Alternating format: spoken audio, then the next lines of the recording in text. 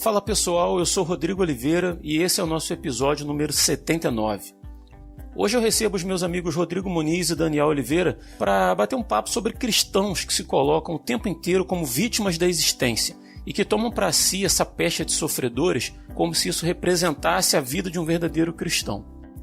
Essa percepção exagerada de sofrimento em relação a si próprio é muitas vezes endossada por livros, discursos e canções cristãs. Afinal de contas, existe uma cultura de sofrimento em andamento no meio cristão? E como obter maturidade cristã para viver o bem e o mal nesse mundo? Isso e muito mais nesse episódio.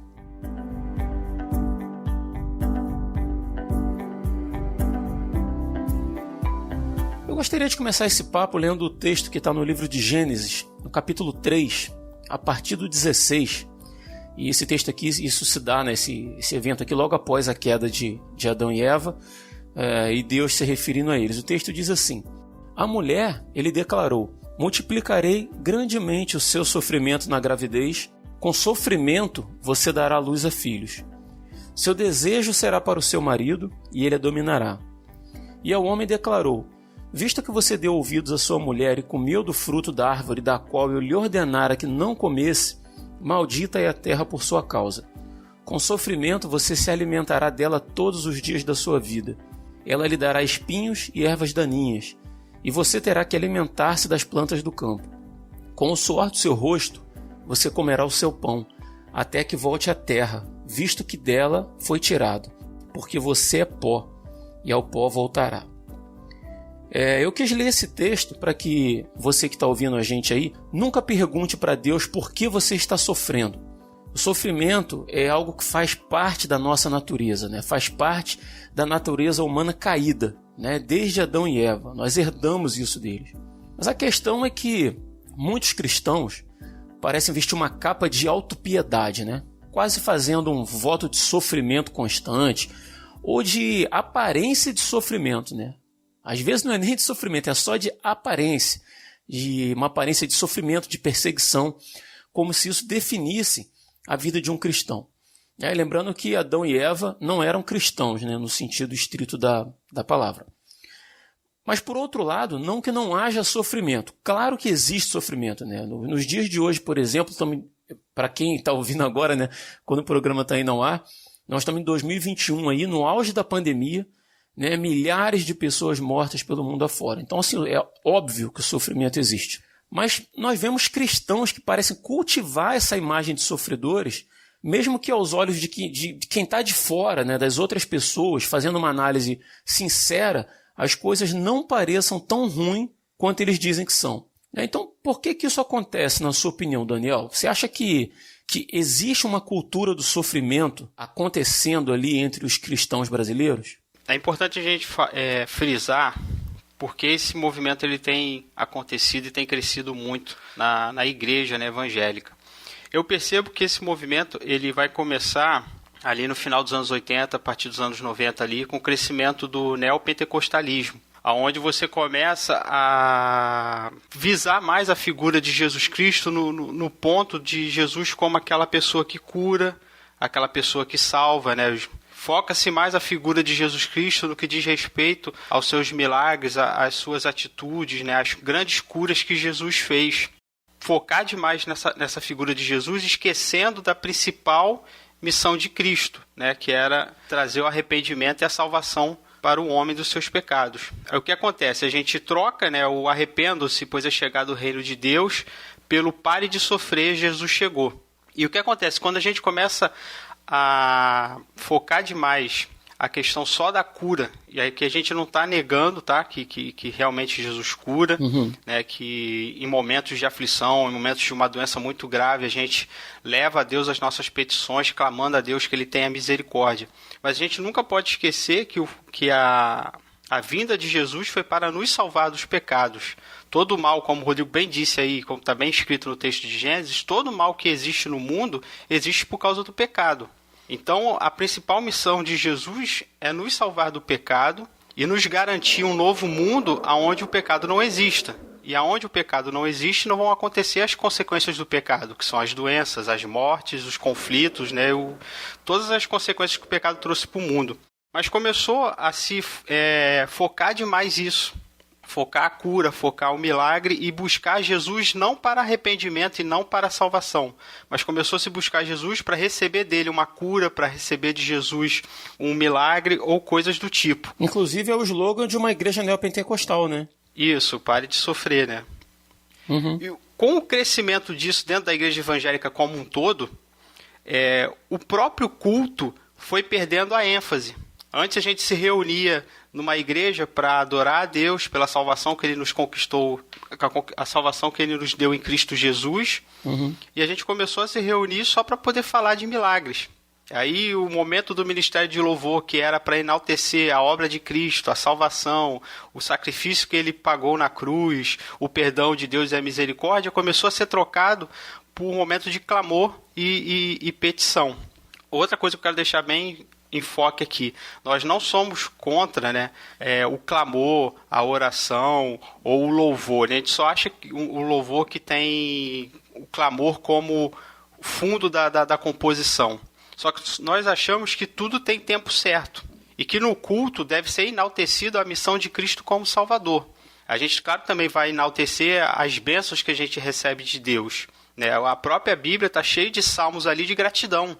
Gratidão de Davi por cura, gratidão de outras pessoas, a própria gratidão do povo de Israel dos livramentos que eles receberam da parte de Deus. Os salmos estão recheados desse tipo de louvor, de gratidão, de ações de graça. Mas quando a gente começa só a focar na cura, a gente esquece da questão da salvação. E aí entra dentro do culto cristão esse demasiado do pedir. Você pode ver que nos anos 90, no finalzinho dos anos 90, já 90 para 2000, quantos grupos não estouraram com aquelas músicas de petição, que Deus vai me dar de volta aquilo, que Deus vai me trazer de volta aquilo. É muita música de Deus vai enxugar a tua lágrima, que Deus vai não sei o quê. Eu fui no terreno do inimigo e tomei tudo aquilo que ele me roubou. Olha aí. Lembra disso? Lembro. Então a gente vê que, cara, isso tomou conta. E antes, a gente repara muito pelo próprio posicionamento da igreja. Antes, se o ministério de louvor se dedicava, aquele tempo dedicado ao culto, que era para adorar a Deus, para enaltecer a salvação, agora se enaltece só o milagre, a cura, a resposta. Não que não devamos ser gratos, tá? Mais uma vez eu estou repetindo isso. A Bíblia está cheia de salmos de gratidão. Mas o mais importante é a salvação. A gente vai ver em Levítico 23 e Deuteronômio 16 que as festas solenes da nação de Israel, elas eram sempre focadas na libertação que Deus tinha dado para o povo e também eram memoriais das bênçãos que Deus tinha dado. Tinha a festa das primícias, a festa dos Pentecostes, a festa dos tabernáculos. E nessas festividades, Deus chamava o povo para se alegrar com Ele, de ser grato, de tipo assim, vamos todos nos reunir aqui e celebrar tudo que Deus tem nos dado. Deuteronômio 16, verso 11. Alegrar-te-ás perante o Senhor teu Deus, tu e o teu filho, e a tua filha, e o teu servo, e a tua serva, e o levita que está dentro da tua cidade, e o estrangeiro, e o órfão e a viúva que estão no meio de ti, no lugar que o Senhor teu Deus escolheu para ali fazer habitar o seu nome. Quer dizer, todas essas reuniões, todas essas festas eram festas, tipo assim, Deus estava conclamando o povo com alegria para celebrar a libertação que eles tinham recebido do Egito, para celebrar a plantação que eles tinham recebido de Deus, de serem gratos pelas bênçãos que tinham recebido do Senhor. A única festa entre aspas, o único culto que Deus cobrava do povo um posicionamento de clamor e de quebrantar e de humilhação é o dia da expiação, que está lá em Levítico 16, onde o povo era conclamado a pensar nos seus pecados, a pensar nas suas falhas, a pensar nos seus erros e se humilhar perante Deus para serem perdoados. Mas todas as outras festas que existiam dentro de Israel eram momentos de alegria, eram momentos de celebração. Então a gente vê como é que Deus é equilibrado e como é que Ele cobra da igreja um culto que seja coerente com o que Ele fez pelo seu povo. Nós temos que ser gratos pela salvação, pelo pão de cada dia, pelas bênçãos diárias, pelo trabalho, por tudo que Deus tem nos dado. Mas sempre a ênfase está sempre na salvação, que é o objetivo maior disso tudo. E quando Deus nos chama para o quebrantamento, para a humilhação, para o clamor, Ele está sempre relacionado com o nosso pecado. que também está totalmente relacionado com a salvação que Cristo nos garantiu na cruz. Uhum. Então, o clamor e o pesar está sempre voltado nessa questão. E aí a gente vê as pessoas clamando, focando demais o clamor, mas o clamor que Deus mais gostaria que nós tivéssemos diante dele era o pesar sobre os nossos pecados, e não só o pesar por aquilo que Adão e Eva trouxe para o mundo. O problema é a falta de equilíbrio. Nós esquecemos de lamentar pelos nossos pecados, esquecemos de pedir a Deus esse auxílio dele para nos superar, para superar a nossa queda em Adão, mas toda hora a gente recorre para Deus com 500 louvores, com 500 canções, com 500 orações que falam sobre coisas momentâneas. É a minha doença, é a minha casa, é o meu emprego, é o meu pão de cada dia. E a gente vê que a palavra de Deus ela nos orienta a não deixar de clamar por essas coisas, mas focar na salvação, no arrependimento de pecados e num coração grato diante de Deus, sempre feliz por todas as bênçãos que Deus tem nos dado. Muitos louvores assim antropocêntricos, né? Voltado para dentro, né? Para minha necessidade o tempo inteiro, né? E isso mais uma vez, você olha para o seu problema, o homem está no centro da situação e Jesus ele vira o cara que vai resolver o meu problema imediato. Uhum. Quando eu deveria ter uma outra percepção de Cristo, quando Cristo está no centro, a minha percepção tem que ser de acordo com a dele. Qual o objetivo de Cristo, por que Cristo veio, como eu devo olhar para Cristo e através de Cristo como eu devo me olhar. Uhum. Tipo assim, o que é essencial que precisa ser mudado e precisa ser tocado por Deus na minha vida? Mas aí, como você falou, quando eu me coloco no centro, eu começo a dizer para Deus o que é essencial para mim e o que Deus tem que resolver primeiro. Só que as prioridades de Deus não são as minhas prioridades. E outra coisa, cara, quando a gente pensa a questão do sofrimento, cara, e como eu disse no início, né, isso faz parte da nossa existência, a gente precisa aprender a lidar com isso, mas o ser humano, normalmente, ele é muito reclamão.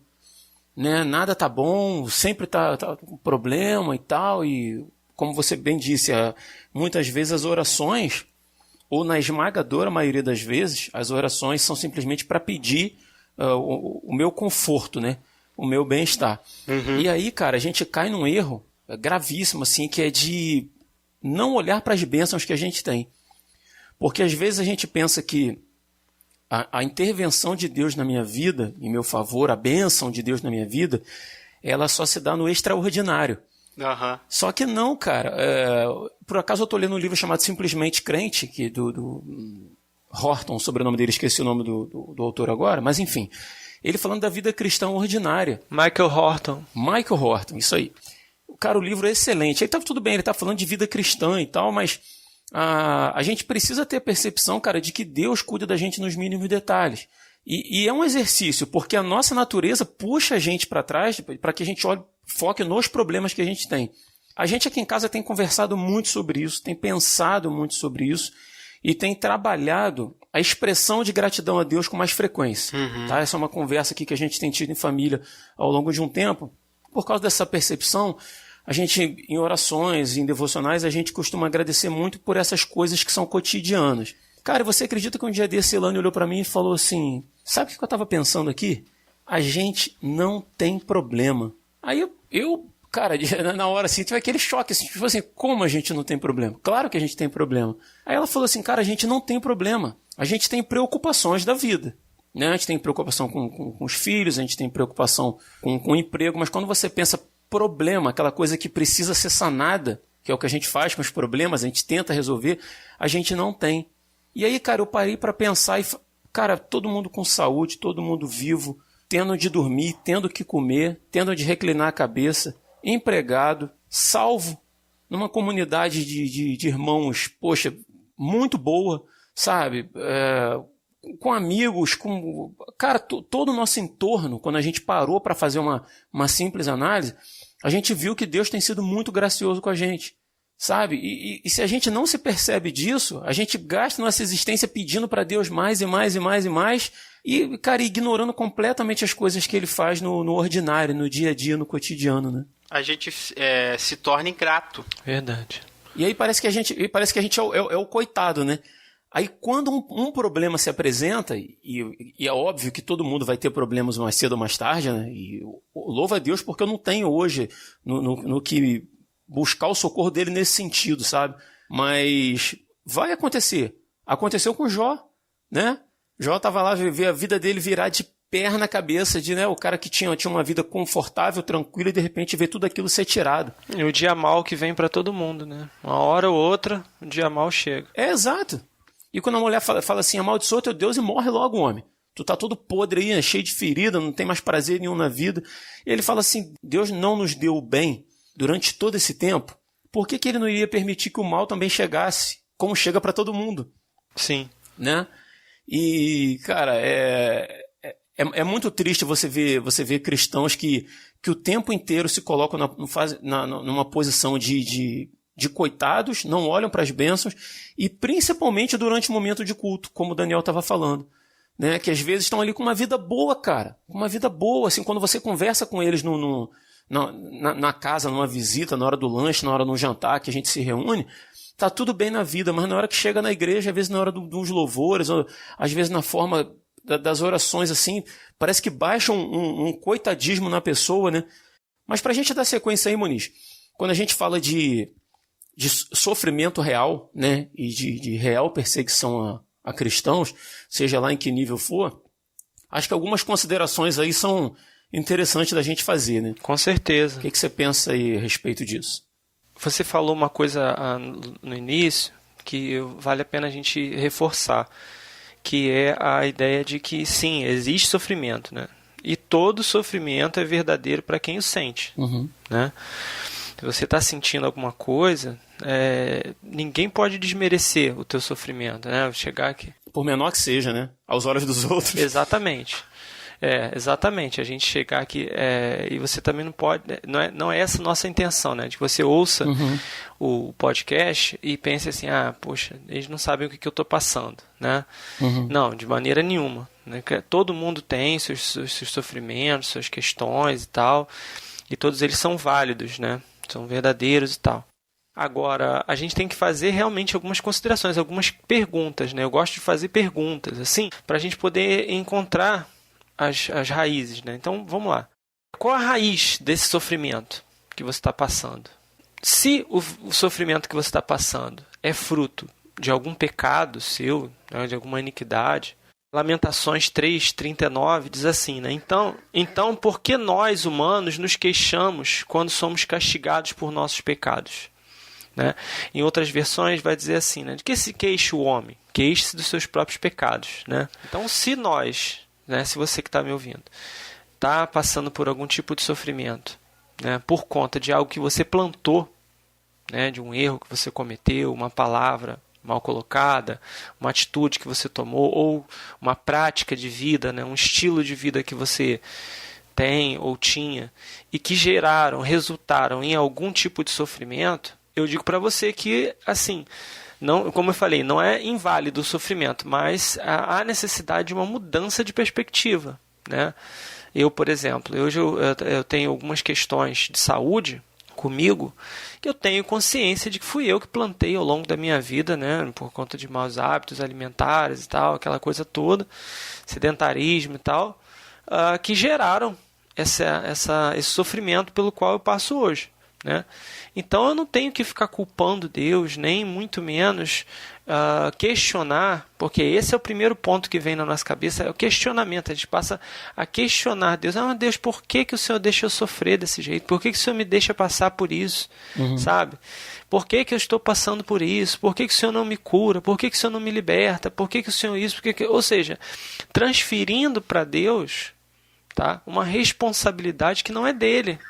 Um plantio que não foi dele, na verdade, mas nosso. Tá? Então, eu acho que há necessidade de uma mudança de perspectiva para que, ao invés de a gente tentar ficar encontrando porquês, a gente tentar encontrar, na realidade, saídas e uma maturidade para poder aceitar essa situação e entender qual é o propósito disso, né? De que maneira eu posso agradar a Deus através disso, né? Com a minha vida e tal. Enfim, isso é um primeiro ponto, né?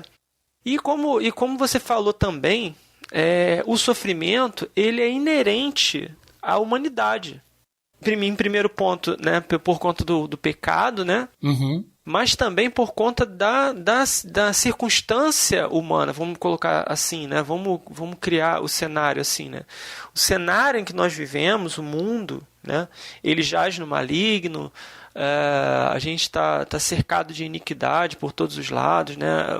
O mundo ele é composto por concupiscências, né? Por desejos e tal, por N situações e tal. E o próprio Senhor, ele passou por tudo isso. Se a gente lê lá em Isaías 53, né, nos versículos do 1 ao 3, ele fala sobre isso, né? Tá assim: quem creu em nossa mensagem? A quem o Senhor revelou seu braço forte? Meu servo cresceu em sua presença, como termo broto verde, como raiz de uma terra seca. Não havia nada de belo nem majestoso em sua aparência, nada que nos atraísse. Está falando de Cristo, né? No versículo 13 ele fala assim: foi desprezado e rejeitado, homem de dores, que conhece o sofrimento mais profundo. Então, o próprio Senhor Jesus, ele experimentou isso. Isso mostra que mesmo ele sendo Deus, ele passou por sofrimentos profundos, perdas, né? Apertos, saber passar necessidade, né? Ele vivia numa comunidade muito pobre, ele foi criado numa comunidade muito pobre, né? de Nazaré. Ali era uma comunidade muito pobre, muito embora uma comunidade pastoril, agrícola e tal, mas de pessoas muito simples, né? Então ele ralou muito, trabalhou muito, sofreu muito, não só em questão de trabalho, mas por todo o sofrimento. E a própria população ali era uma população muito sofrida, né? Se eu olhar historicamente, era uma população muito sofrida, tinha muita gente passando muita fome e tal, muitas dificuldades e tal. Então o sofrimento é algo inerente ao ser humano, né? E ainda tem aquelas pessoas que confundem e falam assim, né? Pega lá o versículo de Mateus 5, né? Bem-aventurados os que choram, porque serão consolados. Aí bate no peito: ai, Senhor, tô sofrendo, tô chorando. Não, esse sofrimento aí não é esse tipo de sofrimento, tá? É sofrimento por causa da nossa condição humana, por causa do pecado. O mesmo sofrimento que fez Jesus chorar, né? Quando ele viu Lázaro morto, quando ele chega diante de Jesus, ele não chorou porque, é meu amigo que está morto. Não, ele está chorando por causa da condição humana pecaminosa. Que a gente tem que ter essa consciência de quem nós somos diante do Senhor, a nossa realidade do pecado e tal. Em relação à perseguição, o brasileiro não sabe o que é ser perseguido. Não sabe o que é ser perseguido de maneira alguma. A gente tem mais de 245 milhões de cristãos perseguidos hoje, tá? Inclusive aí no post do podcast tem o link aí dos 50 países mais perseguidos no mundo, que o projeto Portas Abertas, né, trabalha com essa questão dos cristãos perseguidos no mundo. E se você olhar ali, se você até comprar, né, adquirir as revistas do Portas Abertas, você vê a questão do sofrimento no mundo. Pessoas são realmente perseguidas por causa do Evangelho, por causa da justiça. Porque o que é perseguição? É você correr atrás, é importunar, incomodar, né, castigar, fazer violência, né, contra as pessoas, né? Enfim. Verdade. A gente tem várias formas para ser perseguido e motivos para ser perseguido, né? Tem pessoas, e aí é até interessante falar sobre isso, que tem pessoas que têm mania de perseguição. Aí é uma outra coisa e você precisa buscar tratamento, né? Você precisa de ajuda psicológica, né? Psiquiátrica, enfim, que a pessoa tem mania de perseguição, né? Tá todo mundo contra mim, ninguém gosta de mim, ninguém... Não, você precisa de apoio, você precisa de ajuda, tá? Agora, tem pessoas também que são perseguidas por causa dos posicionamentos políticos dela, né? Isso aí já é uma outra questão, né, de disputas políticas. Isso aí, como eu falei, é inerente do mundo mesmo, isso é normal, né? Se você é de A, de B, de C, se você defende Chico ou Francisco, você vai sofrer oposição, isso é normal. Agora, como eu falei, se é pelos seus erros e tal, você tem também que se ajeitar e coisa e tal. Como a gente tinha comentado, na verdade você tinha sugerido, Rodrigo, de Mateus 5, né, do versículos 10 e 11, ele fala justamente sobre essa questão de você ser perseguido ou por causa da justiça, ou por causa do testemunho de Cristo. Então, ser perseguido por causa da justiça é ser perseguido por uma vida íntegra, por uma vida correta, honesta, ali na presença de Deus, íntegra, né? Na presença do Senhor, que contrasta com o mundo. Então, se você está sendo perseguido por causa da justiça, e não a sua justiça, mas a justiça de Deus, né? Ou por causa do testemunho de Cristo, como muitos estão sendo perseguidos ao redor do mundo, então você pode descansar na promessa do Senhor e se alegrar porque você está participando dos sofrimentos de Cristo, cara. Olha que coisa maravilhosa, né? Então é isso. Se você está sendo perseguido por causa do testemunho de Cristo, né? Por testemunhar o Senhor, por anunciar o Senhor, né? Mas não é o anunciar o Senhor como muitos têm feito, né? Anunciar o Senhor, né? Querendo impor o evangelho através da política, através de, não, porque tem que ser desse jeito. Não, peraí, não é dessa forma, né? Através de qualquer força. Isso, exatamente. Você está querendo impor à força o evangelho, você vai sofrer perseguição e você está cometendo um erro. Então aí não conta com o amparo do Senhor, não. Agora, se você está testemunhando Cristo ali, anunciando com sobriedade, com amor, né, no centro da vontade do Senhor ali, sim, sim. Né, e vivendo uma vida justa na presença do Senhor, meu irmão, descansa e se alegra porque o Senhor é contigo e Ele está do teu lado. É isso. Muito bom.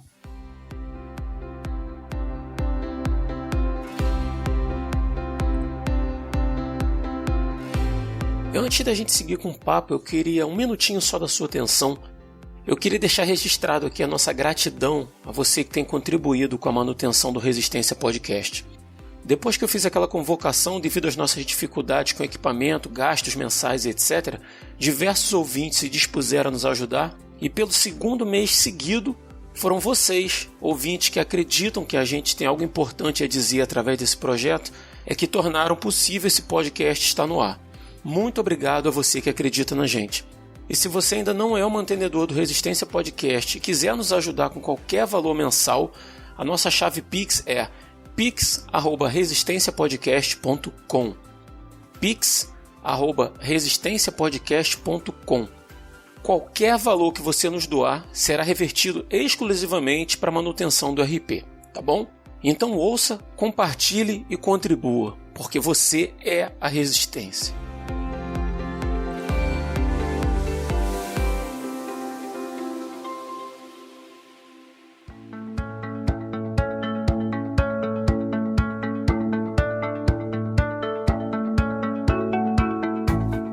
Muniz, vamos para outro extremo. Né? A gente falou até agora sobre as pessoas que por uma percepção de sofrimento que elas acham que tem, e muitas vezes até tem, né? Por determinadas N razões lá, mas passam por problemas.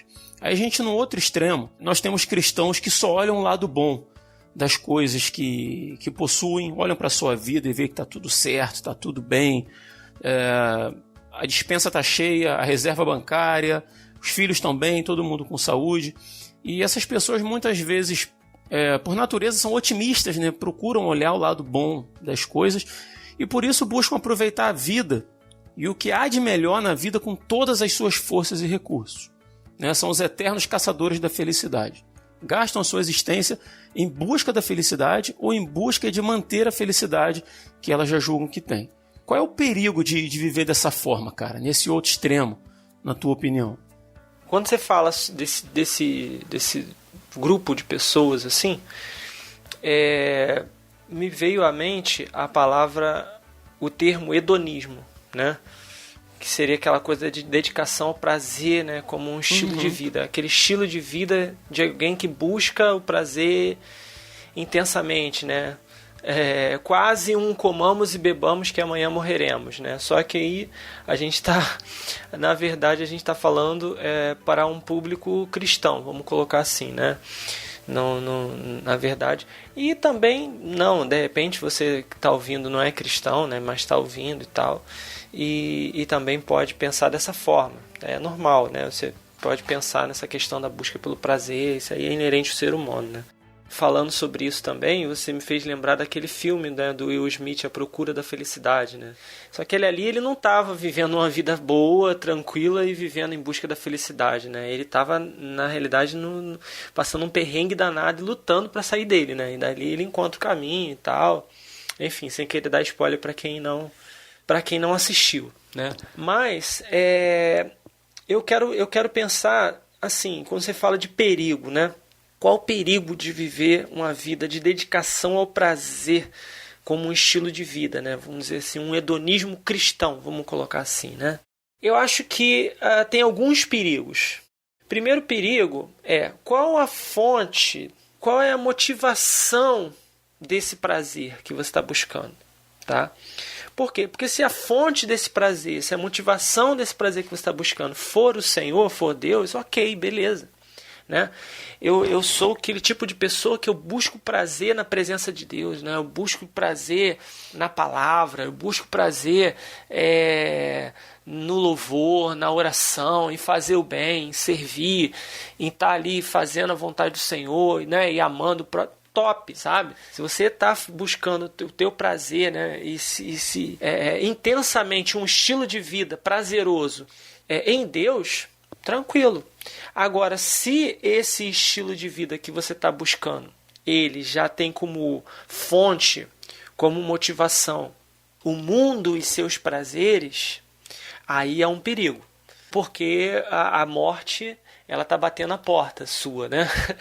Porque a palavra mesmo fala que a gente não tem que ser amigo do mundo, né? A gente tem que ser amigo do Senhor. Se você é amigo do mundo, dos seus prazeres e tal, você acaba se tornando inimigo do Senhor. Então, é um ponto de transição, uma linha muito tênue, vamos dizer assim, que você está vivendo. Você está vivendo meio que em cima do fio da navalha, né? Há um perigo nisso aí. Então, primeiro você tem que pensar quem é a fonte, né? Qual é a motivação desse prazer que você está buscando, qual é a fonte desse prazer, se é o Senhor ou se é o mundo, né? E os prazeres que ele tem para te oferecer. Não estou falando aqui de prazeres, uma praia, um parque, os prazeres naturais, né? que o mundo como planeta te oferece. Não é isso, mas o mundo como sistema. Um outro ponto que eu acho que tem que ser um questionamento a fazer é quem é alcançado por esse prazer que você está buscando. Se esse prazer que você está buscando, ele é alcançado pelo Senhor, por você e pelo seu próximo, perfeito, top, é isso, tá? É isso aí. Se você está buscando um prazer para beneficiar, para alcançar o coração do Senhor, né? Que ele sinta prazer através da tua vida. Se você está buscando sim um prazer para você se sentir bem, para você se sentir feliz, mas também você busca um prazer para beneficiar o teu próximo, para beneficiar quem está do teu lado, teus familiares, tua esposa, teus filhos, né? Teus parentes e os próximos que estão junto a você, né? Seja eles quem forem, né? Conhecidos ou não. Então, beleza. Tá? Então você tem que sim viver uma vida de busca de prazer nesse sentido, tá? Para atender essas três esferas. Agora, se você está buscando atender apenas a você mesmo e ao próximo, mas o Senhor ele está de fora dessa equação, sabe? Então, acende uma luz amarela aí, uma luz de alerta, tá? Por quê? Porque você pode cair no paradigma aí do Maquiavel, né? De que os fins justificam os meios, tá? Então, se eu estou buscando prazer para me satisfazer e satisfazer quem está do meu lado, minha esposa, meus filhos, tal, não sei o quê, mas eu não estou nem um pouco preocupado com o coração do Senhor, eu posso ser desonesto num determinado momento, sabe? Eu posso aceitar uma propina, tá? Para poder, né, prevaricar no meu serviço. Eu posso... Porque tudo justifica essa busca, né?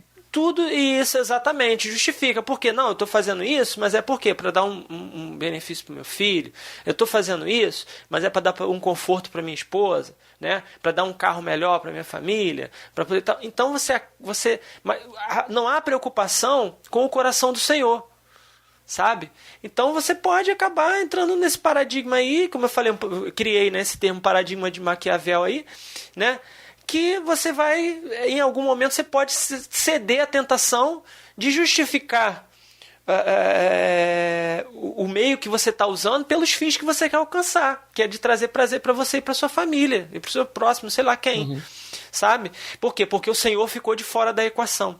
E pior do que isso é quando você quer o prazer, né, apenas para você mesmo, e aí não entra nem mais a tua mulher, teus filhos, nada. E aí você começa a passar por cima de todo mundo como um rolo compressor. E tanto faz se a minha mulher tá bem e tal, se meus filhos estão bem, se meu marido tá bem, não importa, sabe? Eu não tô nem aí. O que importa é que eu esteja bem, que eu esteja me sentindo bem, sabe? Com essa ideia do empoderamento que a gente vê muito hoje em dia, não estou dizendo que é errado o empoderamento, não, mas com essa ideia do empoderamento, né, do que eu não sou obrigado a nada, né, que a gente tem hoje em dia, muito dessa coisa de você valorizar a si mesmo, aquela coisa toda, você pode também cair nessa armadilha de esquecer todo mundo e pensar só em você mesmo, tá? Por quê? Porque nós, seres humanos, nós somos tendentes a isso. E onde que está o equilíbrio nisso aí?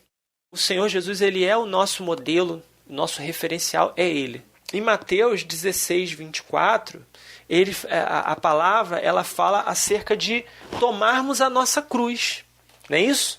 Que aquele que quiser vir após mim, negue-se a si mesmo, tome a sua cruz e siga-me.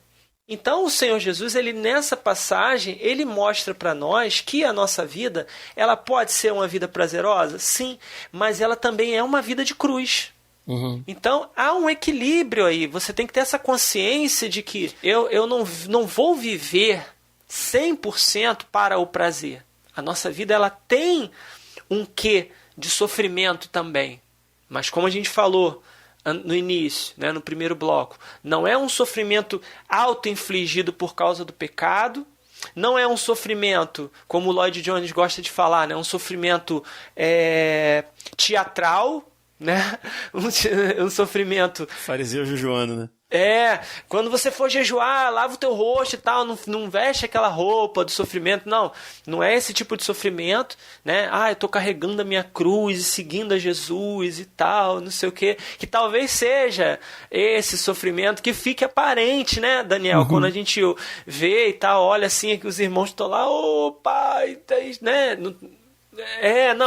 Não tô julgando, dizendo que todo mundo que faz isso tá, né, sendo falso e tal, e forçando um tipo de sofrimento que não existe. Não é isso. Mas no meio disso, né, nesse meio pode ter, só o Senhor conhece o coração e só Ele pode julgar, né? Mas Ele tá mostrando para nós aí, gente, o negócio é o seguinte: no mundo tereis aflições, mas tem de bom ânimo. Eu venci o mundo. Né? Então, seguindo o exemplo de Jesus, tendo essa consciência de que o servo de Jesus, o discípulo de Jesus, ele carrega cruz. Ele tem uma cruz a carregar. Sabe? E esse carregar uma cruz, ele parte de uma consciência, ou de uma predisposição, ou de uma disposição. Esse carregar a cruz, ele é uma atitude que engloba uma disposição para o próximo, para o outro, sabe? De abrir mão, de entender que eu não estou aqui nesse mundo só para viver para mim mesmo. E acaba atendendo aquele princípio que eu coloquei ali atrás, né? Que quem é alcançado pelo prazer que eu estou buscando? O Senhor, eu mesmo e o próximo. Então, se eu carrego a cruz para alcançar com a minha vida o coração do Senhor. Eu carrego a cruz para alcançar com a minha vida o coração do meu próximo. E, consequentemente, eu também serei alcançado. Porque o próprio Jesus, ele quando carrega a cruz dele, quando ele vem cumprir o propósito dele, ele está cumprindo, na verdade, aquilo que ele colocou como mandamento. Ele falou assim, olha, o mandamento não diz que você tem que amar o próximo como a si mesmo. Eu, porém, vos digo, né? Vocês têm que amar o próximo assim como eu vos amei. né? E esse carregar a cruz é fazer o que Jesus está fazendo, amar o próximo com um amor sacrificial, de entrega, de abrir mão. É um penoso trabalho, né? De Isaías 53:11, quando ele fala, né? Do penoso trabalho. E lá 1 Pedro 4:13 fala que nós de sermos participantes dos sofrimentos de Cristo. Então é isso. A vida do cristão, ela não é uma vida de 100% prazer. É impossível. Ela é uma vida de prazer, sabe? Um prazer que deve ser direcionado para o Senhor, para si e para o próximo, mas é uma vida que convive com o sofrimento de Cristo, uma vida que carrega que carrega a cruz e que vive e que compartilha do sofrimento de Cristo, e dessa forma a gente vai estar, né? A nossa vida ela vai ser essa busca, nem só do nosso próximo, mas sim do Senhor em primeiro lugar, nosso e do próximo também. É isso. Bacana, cara. Eu lembrei do texto lá de Eclesiastes 9:9, lá do rei Salomão, escrevendo assim: desfruta a vida com a mulher amada em todos os dias desta vida paradoxal que Deus te concede debaixo do sol. Uma vida ilusória e sem sentido. Tremendo. Pois essa é a tua recompensa na vida pelo teu árduo trabalho debaixo do sol. Faz parte, né? É bom também aproveitar o que a vida tem, né? Então, assim, nem tanto 8, nem tanto 80, né? É preciso ter equilíbrio, né? Sim. Exato, exatamente. A própria orientação do Senhor em relação às nossas finanças, né, ao nosso dinheiro, e que muita gente não tem essa noção, né? Quando ele instituiu os dízimos ali, os dízimos, né? Porque não eram só, eram vários. Quando ele institui os dízimos e tal, você separar uma parte da sua renda, do seu dinheiro, para você desfrutar com a sua família, sabe? Para você fazer um churrascão lá com a sua família, levar eles para passear. O churrascão já não dá mais, né? Até 2019 ainda dava, agora não. Não dá mais. Não dá mais, não. Agora não dá mais, agora não tem como. Agora, enfim, né? São tempos sem churrasco, né? Fazer igual a Bela Gil, né? Fazer churrasco de melancia, de couve. Pois é, rapaz. A gente, se não tem cão, caça com gato, né? Faz... Parafraseando Eclesiastes 3... existia tempo de comer carne, agora é tempo de comer frango. Rapaz, até o frango tá ficando complicado hoje em dia, né? Enfim. Mas é isso, a gente ter essa consciência, né, de que a nossa vida ela é feita de prazer, mas também é feita de sofrer. Né? Mas é um sofrer que vale a pena, né? É um penoso trabalho que vale a pena. Muito bom. O que o Muniz falou é muito importante, porque as pessoas têm que partir, né, como ele disse, de buscar o prazer conforme o Senhor. Não existe nada de mal em você ter uma casa, ter o seu carro, desde que você busque essas coisas debaixo da orientação de Deus, de você ter a sua esposa, ter a sua família, de você ter seu marido, de você ter os seus filhos, de você ter bens. Desde o princípio que você realmente busque isso debaixo da orientação do Senhor. A gente vê lá no próprio livro de Eclesiastes que Salomão, ali no capítulo 2, ele diz que ele correu atrás de todos os prazeres do mundo. Ele tentou alcançar tudo que ele podia, se vestir das melhores roupas, comer as melhores comidas, ouvir as melhores músicas, teve todas as mulheres que ele sonhou em ter. E essa busca que ele teve, frenética, desenfreada, ela não era conforme o Senhor. E aí ele chega à conclusão que todas as obras que ele tinha feito, né, eram fadigas e que tudo era vaidade e era correr atrás do vento. Quando ele viveu desenfreado, fora da direção de Deus, tudo que ele conquistou, ele, depois de um tempo, na maturidade, na consciência dele, ele percebeu que era correr atrás do vento. Mas no próprio Eclesiastes 2, lá a partir do verso 24, ele fala assim, não há nada melhor para o homem do que comer, beber e fazer que a sua alma goze o bem do seu trabalho. No entanto, vi também que isto vem da mão do Senhor, pois separado deste, né, separado de Deus, quem pode comer ou beber ou pode se alegrar? A questão é essa, onde você está buscando a tua alegria? Onde é que você está buscando, e qual é o princípio que você está buscando para formar a tua família? Qual é o princípio que você qual é o princípio que você segue para buscar os seus bens? O Muniz já explicou muito bem aí. Se você não buscar isso no Senhor, se isso não trazer real proveito para a sua vida, real proveito para o teu próximo, real proveito, e não agradar a Deus, porque se você não estiver de acordo com a vontade dele, você nunca vai agradar a Deus. Se você estiver totalmente fora disso, você está ali preso igual Salomão, correndo atrás de vento e buscando, e vai ter que reconhecer que tudo é vaidade. Mas se você buscar conforme o Senhor, filho, vai ser alegria. O teu bem vai ser alegria para você, para a tua casa, para todo mundo. E sabe o que eu acho interessante, cara? Quem olha para a própria vida e fala assim, eu gastei a minha existência em coisas que não valiam nada. Tudo isso é correr atrás do vento. O que está escrito nas linhas que a gente não está vendo aí, nas linhas pequenas aí, né? Nossa, imagina. Que tipo assim, eu deveria ter gastado a minha existência com os interesses do reino, com os interesses do Senhor, com aquilo que Deus aprova, né? E ele não está sendo muito claro por esse lado, mas é isso que a gente percebe nas entrelinhas. Não, sim, né? Então, é por isso que ele dá os conselhos para os jovens, porque tipo, Salomão é tipo o conselho do cara que se decepcionou, e ele tá dando a luz para os outros, tipo assim, não entrem no mesmo caminho que eu andei, não vão na mesma vibe que eu fui, porque não deu em nada. Antes ele tivesse seguido os conselhos do pai, né, do seu pai Davi. Verdade. Daniel, a gente já meio que falou sobre isso no primeiro bloco, mas você acredita que falta aos cristãos, né, assim como a maioria das pessoas em geral, olhar com mais carinho para as pequenas coisas boas, né, que cercam a todos nós cotidianamente, né, e que, principalmente, talvez seja essa uma das razões pelas quais os problemas parecem ser maiores do que eles realmente são? Problema de foco? Com certeza, Rodrigo. Eu acho que... Cara, o que você falou lá no primeiro bloco, acho que foi perfeito. Quando a gente para analisar a nossa vida, à luz do Evangelho e à luz dessa percepção que tudo que a gente tem vem de Deus, quando a gente começa a ter esse critério e ter essa percepção, a gente vai ter um coração mais grato. E aí a gente vai perceber o quanto a gente é abençoado e vai parar de focar só naquilo que é... Vai parar de focar só na doença, no desemprego, ou no preço da carne, ou do preço da gasolina, que está caro pra caramba, etc, etc. Né? A gente realmente focar. Em Deuteronômio capítulo 8...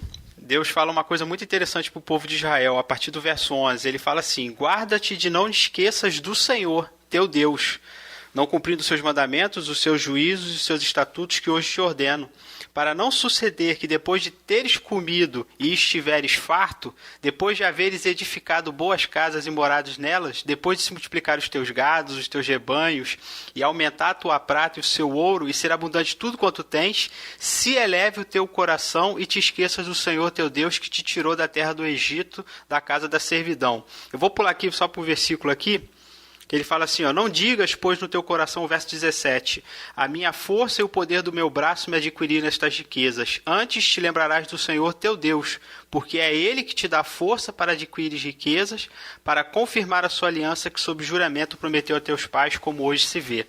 Esse texto aqui de Deuteronômio, Deus está lembrando o povo, porque normalmente acontece isso na nossa vida. A gente lembra da ação de Deus quando a gente recebe a cura por uma oração de uma doença. Ah, o meu filho foi curado, aí eu lembro que Deus fez isso. Só que a gente esquece que também Deus fez quando você acordou de manhã, escovou o teu dente, tomou o teu banho, pegou o trem e você foi para o teu trabalho. É o mesmo Deus que fez. Ele que te deu a força, Ele que te deu aquela manhã, Ele que fez o sol nascer no outro dia, né? Ele que renovou as tuas forças, Ele que garante o teu sustento. Como a gente foca só na doença, ou no momento de privação, ou no momento do desemprego que a gente lembra de Deus, a gente só relaciona a ação de Deus com a ação, nesse momento de diversidade. E esquece que no momento da bênção, quando está tudo bem, quando está tudo maravilhoso, quando a gente está tomando aquele café de tarde, ou quando a gente está aqui hoje de boa gravando o Resistência Podcast, isso é bênção. Isso vem do Senhor. Então, quando a gente perde essa percepção e começa a achar que as coisas do cotidiano acontecem por minha causa, que sou eu que estou fazendo, no sentido de que tudo depende de mim, eu estou me iludindo. E aí eu estou sendo ingrato com o Senhor. E aí eu também não, sendo ingrato com Deus, eu não consigo perceber toda essa graça, toda essa misericórdia de Deus, todas essas bênçãos nas pequenas coisas do nosso dia a dia.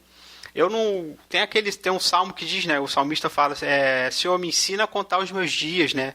Ensina a perceber o tempo que eu tenho aqui e também perceber que todo esse tempo que nós temos de vida, de ação, de tudo que plantamos e colhemos, está debaixo da vontade de Deus, está debaixo da graça dele, está debaixo da misericórdia dele.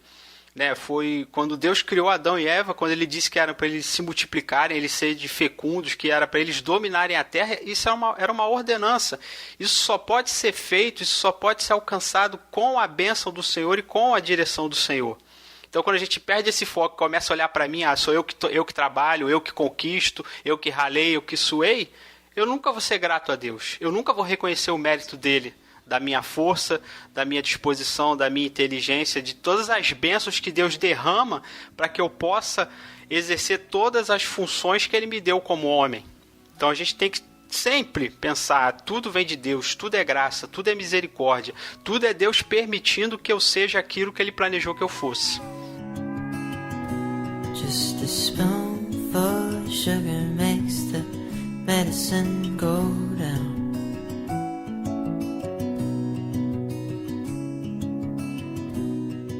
Nós vamos chegando aí ao fim de mais um episódio do Resistência Podcast. Eu queria agradecer muito a vocês dois, Daniel e Muniz, por participarem, né, dedicando um pouquinho do seu tempo aqui comigo.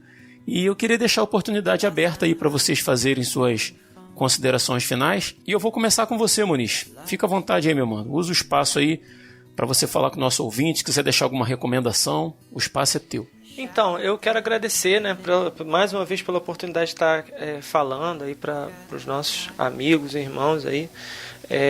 Não separei nenhuma recomendação de livro, nada em especial, né, dessa vez. Fiquei feliz quando você citou, né, o Simplesmente Crente do Michael Horton, que estou até olhando para ele aqui. Uhum. Tinha separado ele para ler de novo, né? Mas acabei colocando outras leituras aqui na frente. Então acho que eu vou deixar essa recomendação, se o ouvinte não teve essa oportunidade ainda e tal de ler, que leia, né, esse livro, que é bem interessante, né? E assim, que pudesse, né, aceitar essa recomendação que a gente faz hoje através desse programa. O sofrimento real que vale a pena é o sofrimento de Cristo. É o sofrimento com Cristo, é o sofrimento para Cristo, é pela justiça. Então a gente tem que fugir de qualquer tipo de sofrimento que seja fruto do nosso erro, do nosso pecado. É lógico, vai ser muito complicado, nós somos falhos, né? A gente não tem como... A gente tem essa maturidade que o Espírito Santo vai gerando em nós, né? Gradativamente, da gente se perceber, né, e conseguir prever algumas atitudes nossas e conseguir fugir de algumas atitudes nossas, né? Mas se você já tem essa maturidade, se você está buscando essa maturidade para, fugir das paixões da mocidade, controlar, como diz lá em Tiago, né, controlar a tua língua, falar menos, né? Que tem um ditado que diz que a língua é o chicote do corpo, né? Controlar nas nossas atitudes, nos nossos pensamentos e tal, a gente já vai evitar muito sofrimento.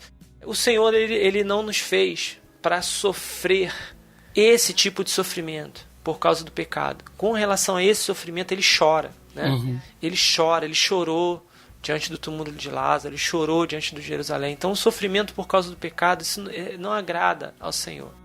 O choro que agrada ao Senhor é aquele choro lá de Mateus 5, né? É o choro, bem-aventurados os que choram, porque eles serão consolados. O Senhor, ele quer consolar você. Ele é o consolador. O Espírito Santo, ele está do teu lado para te consolar. Se você hoje chorar e sofrer pela condição do pecado que você vive, né, de arrependimento, se você chorar de arrependimento, se você chorar por uma vida diferente, por uma vida nova, você chorar diante do Senhor: Senhor, eu quero uma vida diferente, eu quero uma vida nova, me liberta, me ajuda a vencer o pecado. Você já é livre do pecado, você é mais que vencedor, em nome de Jesus, sabe? Esse choro o Senhor se agrada, né? Porque aí ele te consola e ele te ajuda e tal. Uhum. E o sofrimento pela justiça, sabe? Por ser alguém íntegro. Sofrer muitas vezes afronta, sofre mesmo afronta, sofre calado. Não adianta também ser afrontado e xingar a pessoa, não, sofre, né? Sofre calado ali, afronta por causa da justiça, né?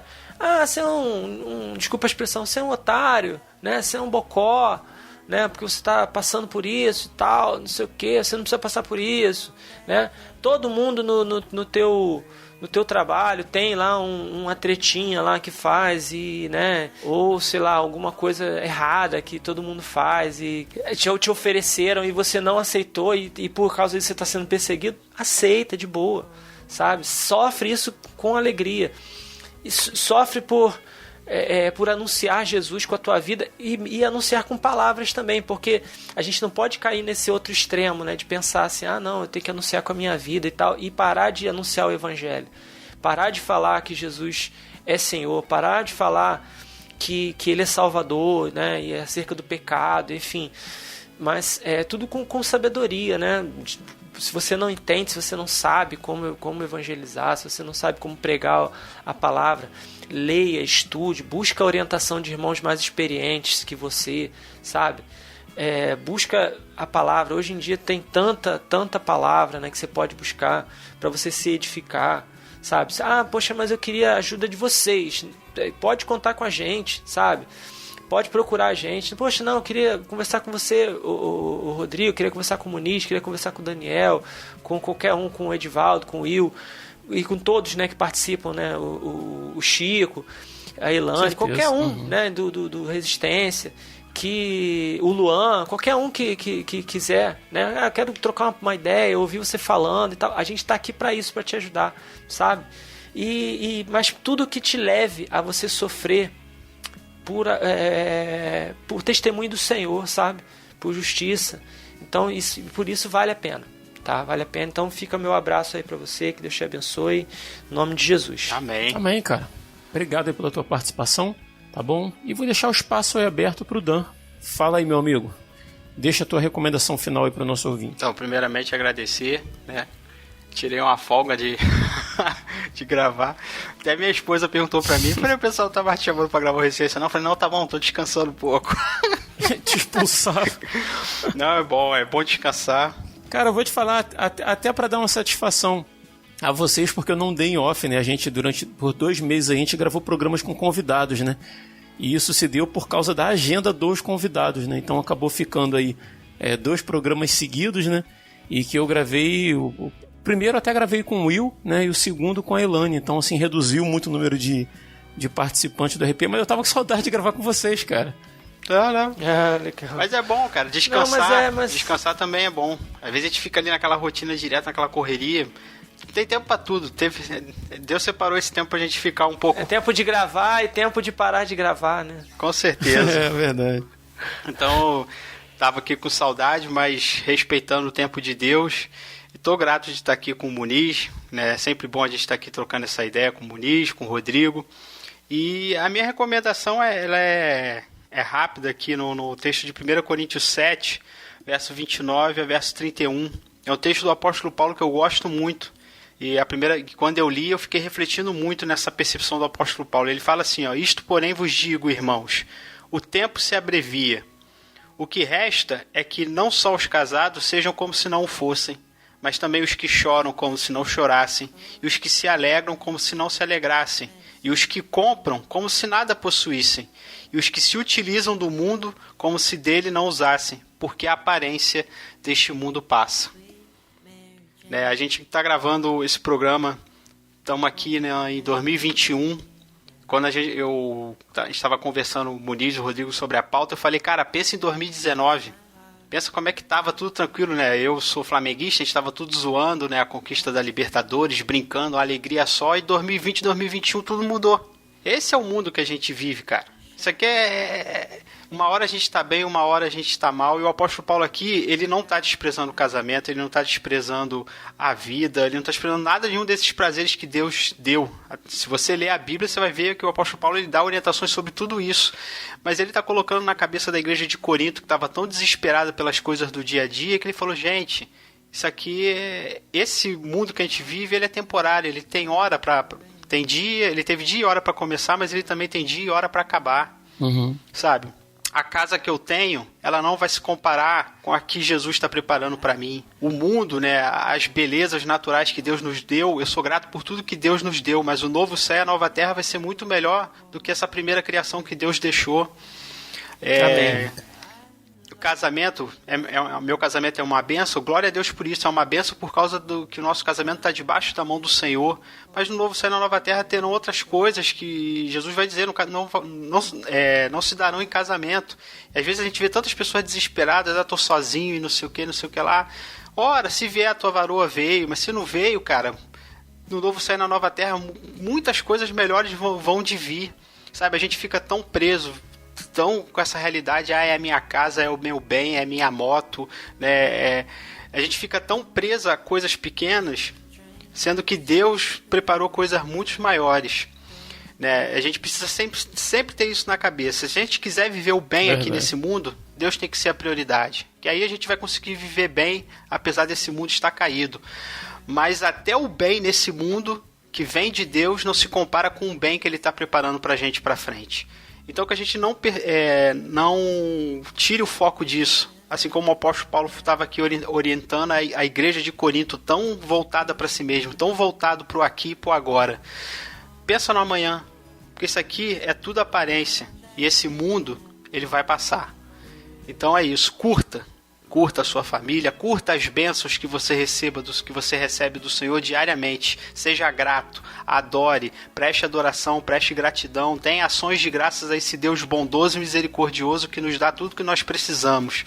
Mas não esqueça que esse Deus enviou o seu Filho para nos dar coisas infinitamente maiores, que o apóstolo Paulo diz que não existem palavras, nenhum idioma para descrever aquilo que ele viu, e ninguém, e nenhuma mente humana sonhou, conseguiu planejar, vai conseguir prever o que Deus planejou pra gente. Bem lembrado. Então aqui é muito bom, é só um gostinho pra gente pensar que lá é muito melhor. Então pense nisso. Deus nos abençoe. É isso aí, cara. Dan, obrigado também, tá? Prazer estar com você também, mais uma vez aí. E fica aqui meu muito obrigado também a você que ficou aí com a gente até o final, né? Nos ajude compartilhando esse episódio com mais pessoas. Se você quiser nos enviar sugestão de tema ou uma crítica, ou quiser trocar uma ideia com a gente aí no privado, vai ser muito legal e você pode nos escrever um e-mail através do endereço resistenciapodcast@resistenciapodcast.com. Beleza? Siga a gente também aí no Instagram em @resistenciapodcast e fique por dentro das novidades, sorteios e etc. E no mais é isso, a gente vai ficando por aqui e até o próximo dia 20. Eu sou Rodrigo Oliveira. Eu sou Rodrigo Muniz. Eu sou Daniel Oliveira. E se você está ouvindo isso, você é a Resistência.